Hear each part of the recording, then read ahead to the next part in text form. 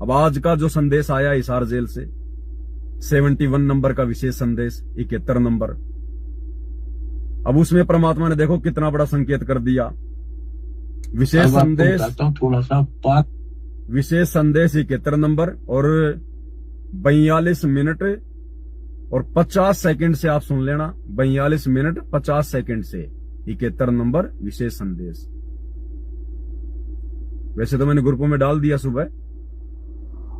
अब इसमें गुरु जी क्या संकेत कर रहे हैं? संकेत ही करेगा। देखो, अंत तक नहीं कहेगा अपने आप को कि मैं भगवान हूं, मैं कबीर हूं, मैं अल्लाह हूं। नहीं तो फिर इनके द्वारा इतना जो ज्ञान दे दिया गया इसका कोई मतलब नहीं रह जाएगा इसका। तो यहां गुरुदेव ने मुसलमान धर्म की कुरान शरीफ का जिक्र किया है और जो कुरान शरीफ के जो अनुवादक हैं उनका जिक्र किया है। इसके अंदर एक सूरा है, एक आयत है और उसमें 2 ऐसी आयत हैं जिनका सरलार्थ, जिनका अनुवाद आज तक कोई मुसलमान नहीं कर पाया, कोई मुसलमान नहीं कर पाया। और अंत में जो मुस्लिम जो अनुवादक हैं उन्होंने ये लिख दिया कि इन 2 आयतों का सरलार तो अल्लाह ही कर सकता है। इन 2 आयतों का सरलार्थ, इन 2 आयतों का क्या मतलब है, ये तो अल्लाह खुद ही समझा सकता है। और फिर गुरुजी समझा रहे हैं, ये बात बोल के फिर गुरुजी समझा रहे हैं कि उनका मतलब क्या है। उनका मतलब है ओम तत्सत, ऐन काफ शीन जो लिखा हुआ है, ऐन काफ शीन। अब मुसलमान नहीं समझ पाए इस बात को आज तक कि ये ऐन काफ शीन का क्या मतलब है, और कह दिया कि इसको तो अल्लाह ही बता सकता है। और उसके बाद तुरंत संत रामपाल जी ने बता दिया कि इसका मतलब ये है। तो अल्लाह कौन हुआ? अल्लाह ही बता सकता है। तो इस 71 नंबर की ऑडियो में फिर अल्लाह ही तो बता रहा है। और लास्ट में फिर गुरुजी कह रहे हैं कि बच्चों अब तुम पहचान लो मैं कौन हूं। सीधा सीधा नहीं कहेगा कि मैं ही अल्लाह हूं। सुन लीजिएगा ध्यान से। कुरान मजीद देखो, इसमें क्या बताया है। एक चैप्टर है, उसका नाम है अस-सूरा और संख्या नंबर है 42, यानी सूरत अस-सूरा 42 आयत नंबर, श्लोक नंबर 1-2। आयत नंबर 1 पर प्रथम में लिखा है आ मीम। आ माने है, मीम माने मैं, है और मैं, ये 2 अक्षर अलग अलग, जैसे क, ख, ए, ऐसे है और मैं। फिर दूसरी आयत में लिखा है एन सीन काफ। जैसे हम पंजाबी शिक्षा करते थे, चौथी कक्षा शुरू हो जाती थी। पर अब आगे गुरुजी समझा रहे हैं आ और मीन का क्या अर्थ है और एन काफ सीन का क्या मतलब है।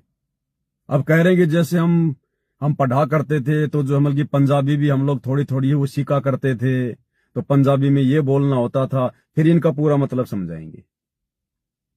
जो पंजाब ज्वाइंट था, हरियाणा और पंजाब एक थे। तो पंजाबी की हम जब वर्णमाला सीखा करते थे तो वो कहते थे कक्खा गग्गा दद्दा गग्गा ईड़ा ऊड़ा सस्सा मम्मा, यानी कक्खा क, गग्गा ग, तथा त, दद्दा द। तो कक्खा गग्गा क ख ग ऐसे सीखना पड़ता था। तो एन का अर्थ है ए, सीन का अर्थ है, काफ का अर्थ है क। ये वर्णमाला है अरबी की। एन ए, सीन से, काफ क, ए से क। इसके अनुवादकर्ता ने, पाक कुरान के अनुवादकर्ताओं ने ये लिखकर छोड़ दिया है कि इन 2 आयतों का अर्थ तो अल्लाह ही जान सकता है। पाक कुरान के अनुवादकर्ताओं ने ये लिखकर छोड़ दिया है कि इन 2 आयतों का अर्थ तो अल्लाह ही जान सकता है। पाक कुरान के अनुवादकर्ताओं ने ये लिखकर छोड़ दिया है कि इन 2 आयतों का अर्थ तो अल्लाह ही जान सकता है और कोई नहीं। अब बताएगा अल्लाह। ये क्या है? गीता अध्याय 17 श्लोक 23 में ओम तत्सत, ये 3 मंत्र हैं। इनमें तीनों मंत्रा का पहला अक्षर है स क। जिनको तीनों मंत्र प्राप्त हो बच्चे आसानी से समझ देंगे। ये वो मंत्रों का केवल पहला पहला अक्षर लिख रखा है, वो कठिन। तो ऐसा कह तो क्या हासिल होना था? ओम तत्सत से क्या हासिल होना था? अब इसकी एब्रीविएशन निकली सारी। अब इसको सारे से विस्तार से करा, अब पता चला ये सूक्ष्म वेद में पहले ही था। बच्चों अब गुरुजी कह रहे हैं क्या तो ऐसे और कैसे हासिल होना था? क्या ओम तत् सत से हासिल होना था? क्या ऐन शिव कान से हासिल होना था? ये सारा का सारा खेल परमात्मा ने लिख के इन चीजों में, और आज आप और हमारे विश्वास को दृढ़ करना था, ये बात बोल के। और परमात्मा ने ही बुलवाया और मुसलमान धर्म के अनुवादकों से कि इन 2 आयतों का अर्थ तो अल्लाह ही कर सकता है। और आज गुरुजी ने कर दिया और इस ऑडियो में जिक्र कर दिया सिर्फ इस बात के लिए, ताकि आज आप और हमारे को दृढ़ विश्वास हो जाए कि अल्लाह कौन है। बाकी गुरुजी कहते हैं ना तो कोई ओम तत्सत से कुछ होना, ना कोई ऐन सीफ और काफ से कुछ होना, ना कोई आ और मीन से कुछ होना। ये आज इस कलयुग की बिचली पीढ़ी में आप और हमारे को दृढ़ विश्वास दिलाने के लिए कि लोगों ने जो ये कहकर छोड़ दिया था कि इन 2 आयतों का अनुवाद तो वो अल्लाह ही कर सकता है। और गुरुजी ने जेल में बैठ के ही इन विशेष ऑडियो के माध्यम से इसका अनुवाद करना था, आप और हमारे तक आना था, और साथ संगति के माध्यम से फिर आप भाई बहनों तक ये संदेशा पहुंचाना था, ताकि हमारे को दृढ़ विश्वास हो जाए कि हमारे गुरुजी खुद अल्लाह हैं। अल्लाह आगे सुन लो, फिर लास्ट में गुरुजी कह रहे हैं अब तो पहचान लो कौन हूं। आँख खोलो, दास कौन है? आँख खोलो, दास कौन है? आँख खोलो, दास कौन है?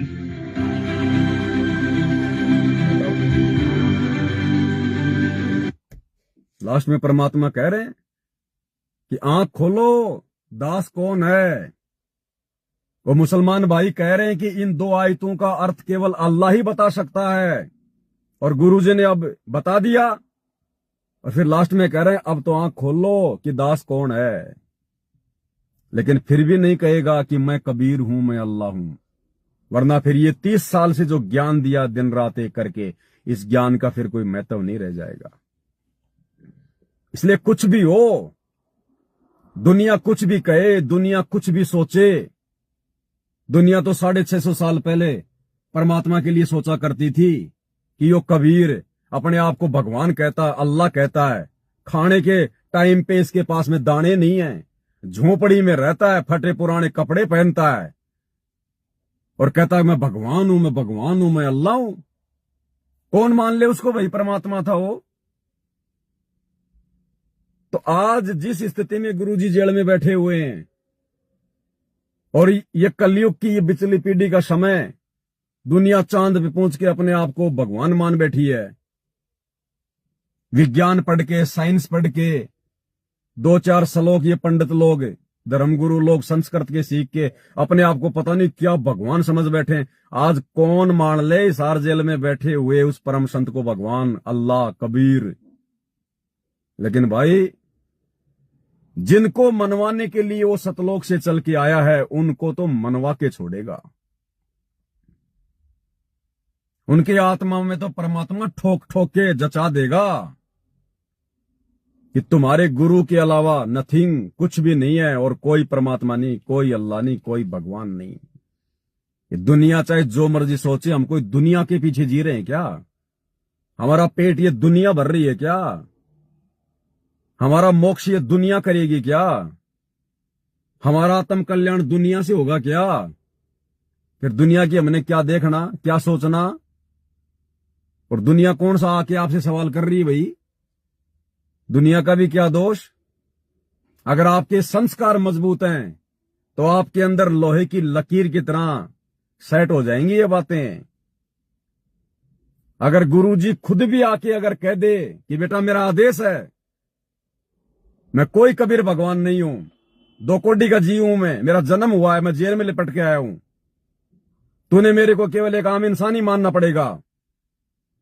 तो गुरु कह रहा है, जी गुरु जी जो आपकी आज्ञा, लेकिन आत्मा स्वीकार नहीं कर पाएगी। इतने प्रमाण देखने के बाद, ये शास्त्र देखने के बाद, ये अनहोनियां देखने के बाद, ये विचित्र घटनाएं देखने के बाद, ये आत्मा कैसे स्वीकार करेगी कि आप परमात्मा नहीं हो, आप अल्लाह नहीं हो।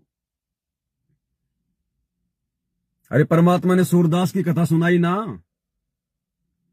एक सूरदास था, बहुत ज्यादा बूढ़ा हो गया, शरीर भी उसका थोड़ा खराब हो गया। अब उसने सोचा कि मैं क्यों ना अपने शरीर को छोड़ दूं, समाप्त कर दूं इसको कहीं जंगल में जाके। यहां आश्रम में 2-4 भगत आते हैं, वो 24 घंटे मेरी सेवा में लगे रहते हैं। तो अपने शरीर को समाप्त करने की सोचकर वो जंगल की तरफ चल दिया। दस्त हो रहे थे उसको। अब थी मालिक की आत्मा। अब जंगल में जाकर एक जगह बैठ गया। परमात्मा आया एक बच्चे का रूप बना के और खिचड़ी लेके आया, खिचड़ी थाली में। सूरदास तो अंधा था। अब वो बच्चा आके बोला, बाबा बाबा लो आप खिचड़ी खा लो, मेरी माँ ने खिचड़ी बना के भेजी है। तो सूरदास ने देखा, हे परमात्मा, हे भगवान, तूने भली सुनी। मालिक आप यहां भी, आप मेरे साथ में हो। तो सूरदास ने देखा भाई होगा इसका कोई घर वगैरह, आसपास में कोई मकान होंगे, और भाई कोई खिचड़ी वाचड़ी इन्होंने कोई बना रखी होगी, और मेरे को देख के ले आया होगा कि भाई, क्योंकि पहले के समय में लोगों को बहुत ज्यादा जो है मतलब इज्जत भी हुआ करती थी साधु संतों की। आम व्यक्ति को भी लोग अगर कोई जा रहा होता था ना तो उसको बुला लिया करते थे, आजा भाई आजा आजा, बैठ जा थोड़ी देर, आराम से चले जाना, थोड़ा धूप ज्यादा है, पानी पी ले, खाना खा ले। पहले हुआ करती थी इज्जत। आजकल तो क्या कि इंसान की नीयत इतनी वो बिगड़ गई, आचार विचार इतने उसके वो गंदे हो गए। अगर कोई रात को किसी के घर रुकना चाहे तो भी हाथ जोड़ लेगा, भाई साहब कहीं कोई मकान देख लो, कहीं कोई होटल देख लो, क्योंकि इंसान ने अपना विश्वास खो दिया। तो बोला बाबा बाबा खिचड़ी मेरी माँ ने बना के दी है। अब उसने खिचड़ी खाई। खिचड़ी खाते ही ना तो उसको कोई दस्त रहे, क्योंकि वो तो मालिक की जड़ी बूटी थी। अब वो आवाज लगा रहा खिचड़ी खा के, बेटा बेटा थाली ले जा, बेटा थाली ले जा, मैंने खिचड़ी खा ली। अब उधर दिन में कोई भेड़ बकरियां जो ये चराने वाले थे, इनकी दिन में कोई भेड़ बकरी वगैरह जो है वो गुम हो गई, कोई एक आधी। तो वो उसको ढूंढते ढूंढते आ रहे थे, और वो भयंकर जंगल, उन्होंने देखा रही आवाज कौन चिल्ला रहा है इस भयंकर जंगल में। अब देखा तो एक बाबा बैठा सूरदास और थाली, और बोला बेटा ले जा ले जा। अब वो गडरिये बोले, रे बाबा तू किसको पुकार रहा है यहाँ पर? बोले भाई ये पास में बोले मकान है, और बोले वो बेटा आया था, बोले खिचड़ी देके गया था। बोले मैं वो थाली के लिए कह रहा हूँ, वो बालक था नहीं लेके गया। बोला बाबा कित की खिचड़ी, कित का घर, यहां तो 20-20 किलोमीटर तक तो यहाँ कोई मकान भी नहीं है, यहाँ तो कोई गांव भी नहीं है, तू तो जो है मतलब मकान की बात कर रहा है।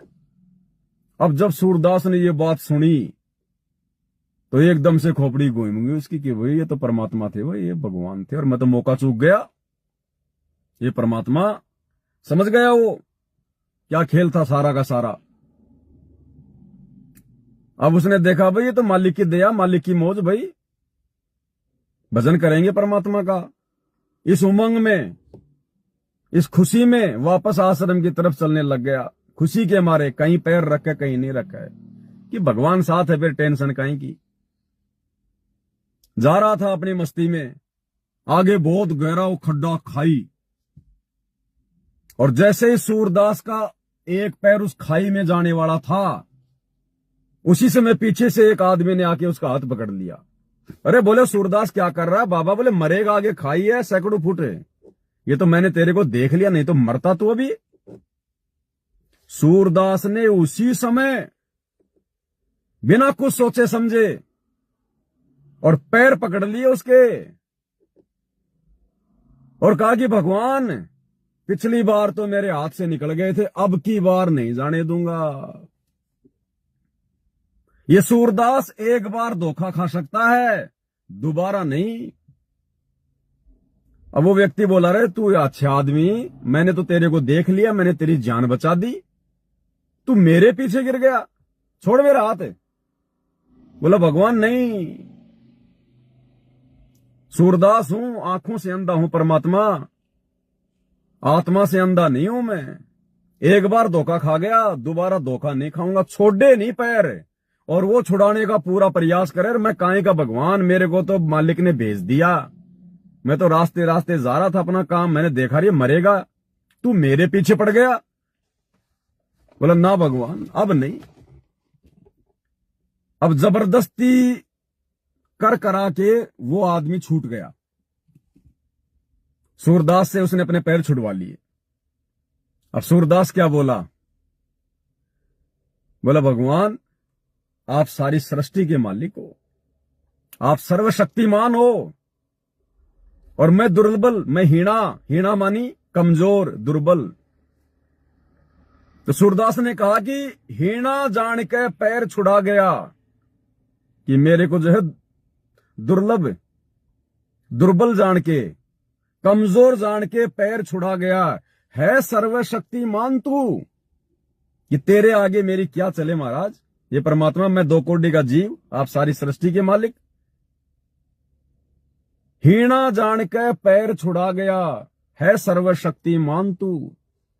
पर सूरदास के दिल से निकल जा, फिर जानू किसा भगवान तू। कि पैर तो छुड़ा गया, लेकिन मेरे दिल से निकल के दिखा, तब जानूंगा तू भगवान है, तू बलवान है। तो भाई और बहनों, गुरुजी ने हमें जो ज्ञान दे दिया, जो समाधान दे दिया, जो प्रमाण दे दिए, जो अनहोनी घटनाएं कर दी, अब हम अपनी आत्मा से कैसे निकाल देंगे इस बात को कि हमारे गुरुजी परमात्मा नहीं है, अल्लाह नहीं है। भले गुरुजी कहें उस व्यक्ति की तरह कि मैं भगवान नहीं हूं, मैं परमात्मा नहीं हूं, तू तो मेरे पीछे पड़ गया। भगवान होके भी अपने आप को छुपा रहा है। सूरदास बोला, भगवान एक बार धोखा खा सकता हूं, बार बार नहीं खाऊंगा। भाई और बहनों, हम 650 साल पहले धोखा खा चुके हैं इस भगवान को ना पहचान के, गुरु रूप में आए हुए परमात्मा को ना पहचान के। अब नहीं धोखा खाएंगे सूरदास की तरह। और जब उसने देखा सूरदास का दृढ़ विश्वास, तो गुरुजी ने कहा कि भगवान ने उसको आंखें देनी पड़ी उसी समय, उसकी आंखें भी ठीक हो गई, और उसको दर्शन दिए भगवान ने। वो जिस भी रूप में मानता था, उसी रूप में वहां उसको दर्शन भी दिए, उसके विश्वास को देख के। तो इसी प्रकार भाई और बहनों, अगर गुरुजी हमारी परीक्षा के लिए इतना ज्ञान देने के बाद अगर खुद भी कहें कि बच्चों मैं तो 2 कोटि का जीव हूं, मैं तो मां के गर्भ से आया हूं, और गुरुजी कह रहे हैं बार बार, मैं तो भगवान का भेजा हुआ हूं, मेरी क्या औकात है, मैं तो उसका कुत्ता हूं। कुछ भी कह के गुरुजी हमारी परीक्षा ले सकते हैं, हमारे विश्वास की। जो कमजोर आत्मा होगी वो डगमग हो जाएगी। यार बार बार गुरुजी अपने आप को कह रहे हैं मेरा जन्म हुआ है, मेरे बाप का नाम ये है, मेरी मां का नाम ये है, मैं तो परमात्मा का भेजा हुआ हूं, मैं तो उसका दास हूं। तो कमजोर भगत के मन में कमजोरी आ जाएगी, यार कदे दास ही हूं गुरुजी, मैं फालतू में मैं इनको खास समझ रहा हूं, ये तो दास है। ये परीक्षा, ये कथाएं क्यों सुनाते हैं गुरुदेव? सूरदास की कथा क्यों सुनाई? भाई और बहनों, अब चाहे कुछ भी कहे दुनिया, बाढ़ में जाओ दुनिया, भाई घर छूटो चाहे जग रूठो, चाहे रूठो ये संसारा हो, और कौन सुने फिर मेरी काल लोक में जब गुरु रूठ गया मेरा हो। और गुरु कब रूठेगा? जब गुरु को मानुष मानेंगे, मां के गर्भ से जन्म लेके आए मानेंगे, गुरु की मर्यादा तोड़ेंगे, कमजोरी दिखा देंगे, तो गुरु नाराज होगा। गुरु नाराज होगा तो फिर चाहे तू अमेरिका का प्रधानमंत्री है, राष्ट्रपति है, चाहे तू वहां का, अगले जन्म में गधापति बनेगा, फिर कोई लेना देना नहीं है यहां पर। तो परमात्मा कहते हैं ना कि भाई कौन सा शब्द है परमात्मा का? एक वाणी है कि बांध कफन सिर के, मिलना चाहे पति अपने से, तो बांध कफन सिर के। अब गुरुजी हमसे कोई डिशुम थोड़ी करवाना चाहते कि बांध ले काला कपड़ा कफन, लड़ना तेरे को। हमने लड़ना अज्ञान से, हमने लड़ना है उन जगत वालों से ज्ञान आधार से, उन अपने गुरु भाई बहनों से ज्ञान आधार से जो गुरु को परमात्मा नहीं मानते, जो भगवान को धरती पे मानव रूप में नहीं मानते। हमने उन लोगों से लड़ना है, जिहाद करना है। जिहाद का मतलब कोई मारकाट नहीं, ज्ञान से संघर्ष करने को जिहाद कहते हैं। तो ये जिहाद चल रहा है वर्तमान में सत्सेवकों का, जगत वालों के साथ भी और शतलोक आश्रमों से जुड़े हुए हमारे खुद के गुरु भाई बहनों के साथ भी, जो सतगुरु रामपाल जी को अल्लाह मानने को तैयार नहीं। ये काफिर है, काफिर।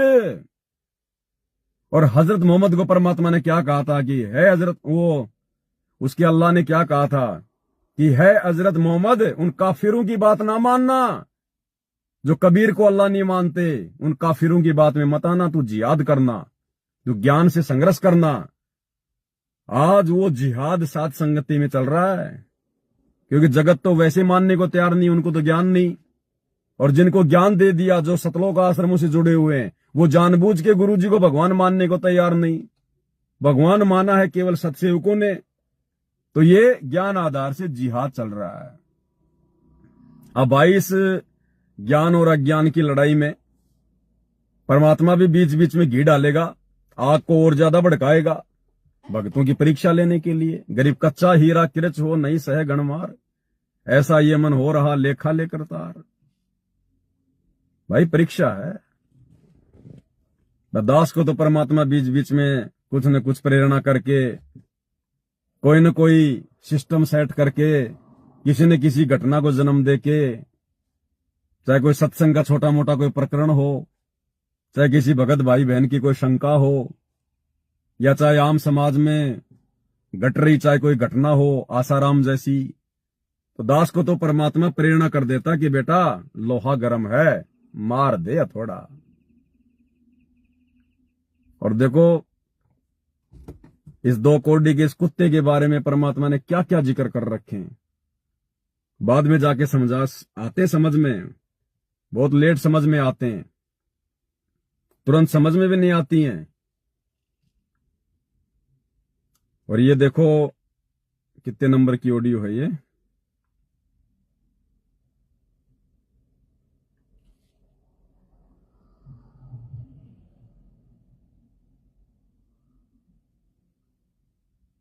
ये देखो एक ऑडियो है ये, ध्यान से सुनिएगा इसको।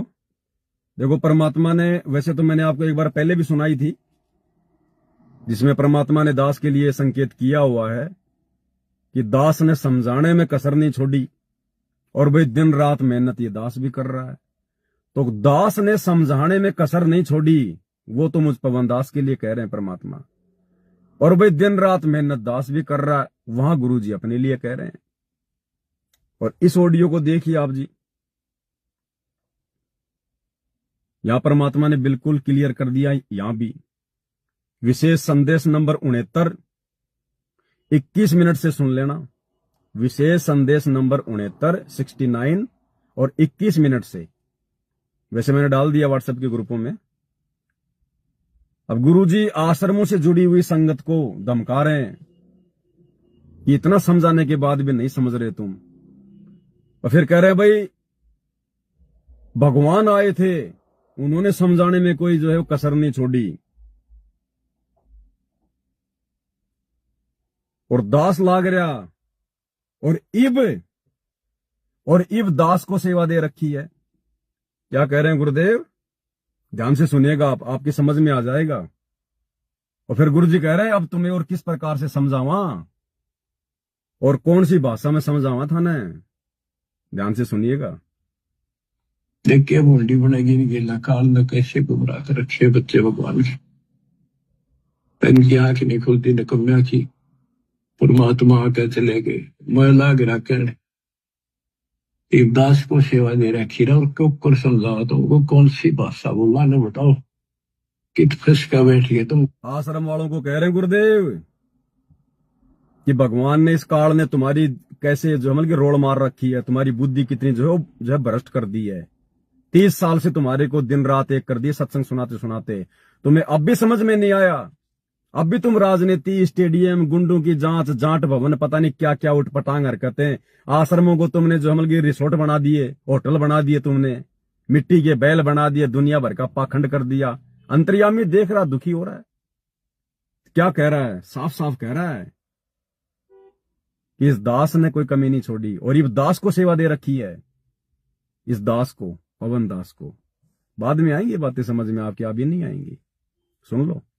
देखिए मुंडी बनेगी नहीं, गेला काल ने कैसे गुमराह कर रखे बच्चे भगवान से। इनकी आंख नहीं खुलती, निकम्या की परमात्मा आकर चले गए। मैं लाग रखे एक दास को सेवा दे रखी रहा, और क्यों कर समझाओ तो वो कौन सी भाषा बोला ने बताओ। कित फंस का बैठिए तुम आंख खोल लो। मैं लाग रखे एक दास को सेवा दे रखी रहा, और क्यों कर समझाओ तो वो कौन सी भाषा बोला ने बताओ। कित फंस का बैठिए तुम आंख खोल लो। मैं लाग रखे एक दास को सेवा दे रखी रहा, और क्यों कर समझाओ तो वो कौन सी भाषा बोला ने बताओ। कित फंस का बैठिए तुम आंख खोल लो। क्या कह रहे हैं? क्यों कर समझावा, कौन सी भाषा बोला। अगर सिंगल व्यक्ति के लिए है तो ये कहेंगे कौन सी भाषा बोलूं, अगर दो के लिए है तब ये कहेंगे कौन सी भाषा बोला, क्यों कर समझावा। अगर गुरुजी अपने लिए कह रहे हैं तो ये कहेंगे क्यों कर समझाऊं, कौन सी भाषा बोलूं। और अगर दो के लिए कह रहे हैं, इस पवन के लिए और अपने लिए, तो फिर ये कह रहे हैं कि भैया क्यों कर समझावा और कौन सी भाषा बोला। दोबारा सुन लो एक बार। देखिए मुंडी बनेगी नहीं, गेला काल ने कैसे गुमराह कर रखे बच्चे भगवान से। इनकी आंख नहीं खुलती, निकम्या की परमात्मा आकर चले गए। मैं लाग रखे एक दास को सेवा दे रखी रहा, और क्यों कर समझाओ तो वो कौन सी भाषा बोला ने बताओ। कित फंस का बैठिए तुम आंख खोल लो। मैं लाग रखे एक दास को सेवा दे रखी रहा, और क्यों कर समझाओ तो वो कौन सी भाषा बोला ने बताओ। कित फंस का बैठिए तुम आंख खोल लो। मैं लाग रखे एक दास को सेवा दे रखी रहा, और क्यों कर समझाओ तो वो कौन सी भाषा बोला ने बताओ। कित फंस का बैठिए तुम आंख खोल लो। स्पष्ट संकेत कर रहे हैं, स्पष्ट संकेत। बस खाली मेरा नाम लेने की कमी है, सिर्फ मेरा नाम लेने की कमी कि पवन दास को सेवा दे राखी।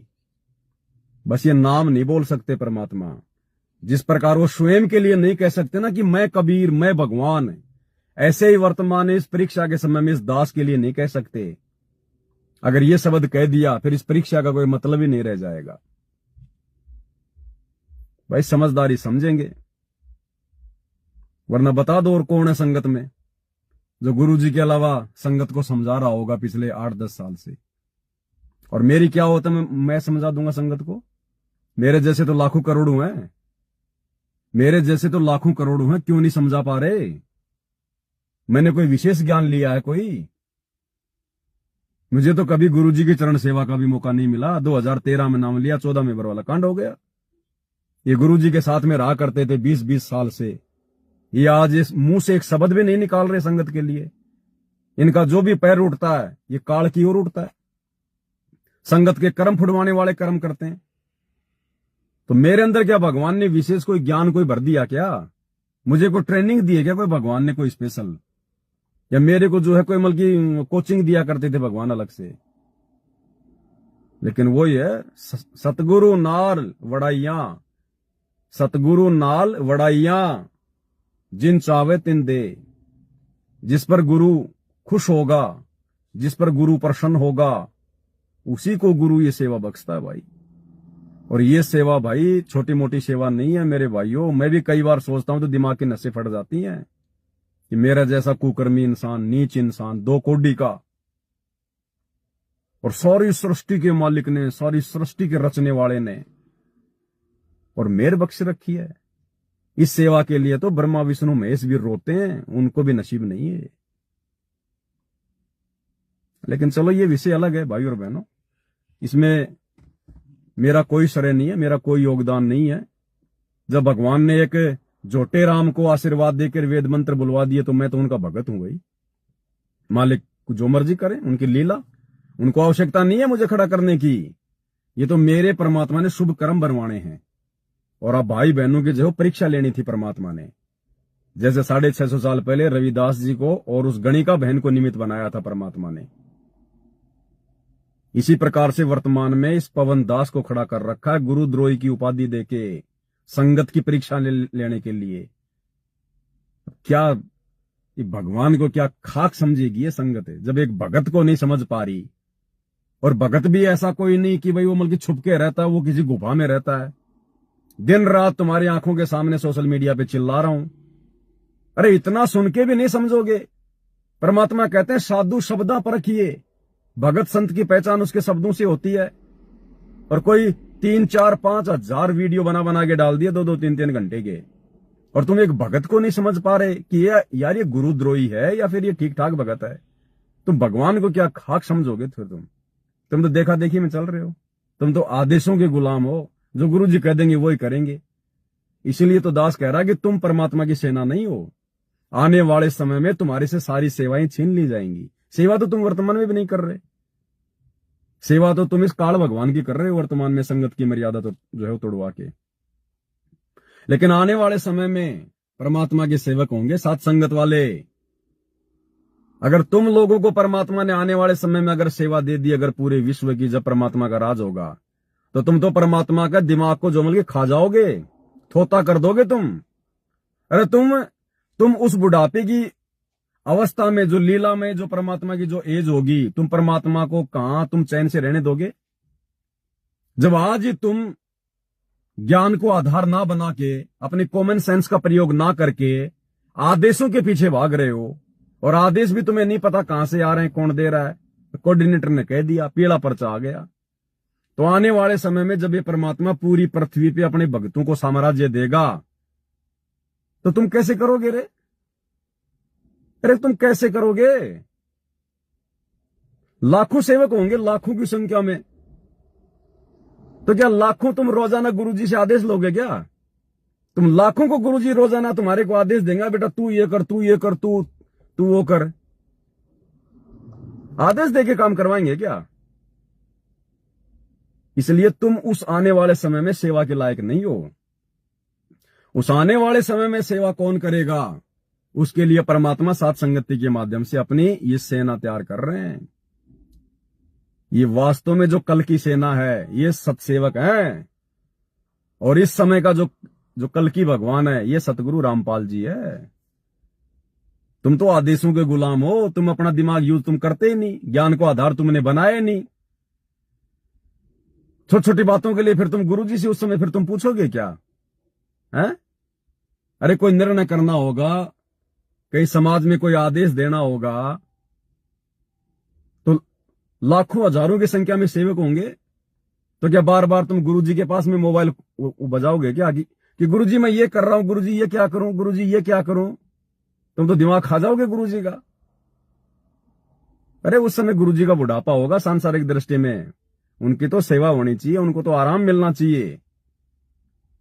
और परमात्मा ने जो सेना आज जो तैयार कर दी ज्ञान आधार से, चाहे कैसी भी समस्या आ जाओ सामने, गुरुजी को परेशान नहीं करेंगे।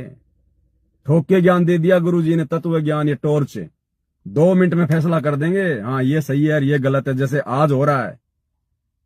ऐसे परमात्मा को ऐसी सेना चाहिए, ऐसे सेवक चाहिए, आदेशों के गुलाम नहीं चाहिए परमात्मा को।